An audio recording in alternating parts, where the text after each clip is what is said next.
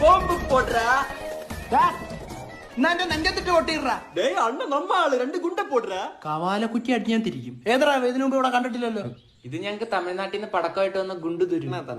എടാ നിനക്കൊക്കെ രാത്രി ഇട്ട് പൊട്ടിച്ചൂടെ? ഈ രാവിലെ ഇട്ട് ഉണ്ടാക്കുന്ന എന്തിന്? അണ്ണേ ഇത് വേറെ സാമ്പിൾ. രാത്രി പെരിയ ഗുണ്ട് അമിട്ട് എല്ലാവർക്കും ഇൻക്ലൂഡിംഗ് മൈ ഫയർ ഡാൻസ്.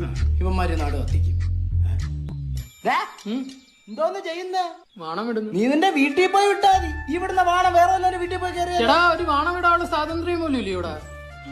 എടാ നിനക്കൊക്കെ സൗണ്ട് ഇല്ലാത്ത പടക്കം പൊട്ടിച്ചൂടെ? സൗണ്ട് ഇല്ലാത്ത പടക്കോ? അണ്ണ ഇങ്ങ വാ. இந்த சவுண்ட் போதுமா? മതി.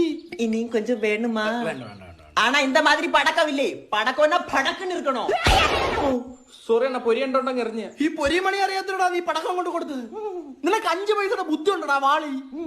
ഇനി നീ ഇവിടെ പടക്കം പൊട്ടിച്ചാൽ രാത്രി ഫയർ ഡാൻസ് ഞാൻ കളിക്കും. കോലുകൊണ്ടായിരിക്കില്ല, നിന്നെ വെച്ച് കാവർക്കി പായ.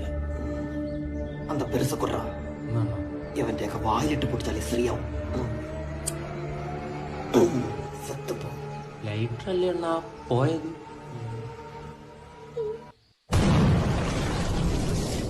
ഗുണ്ടതൊരു അന്തരിച്ചു.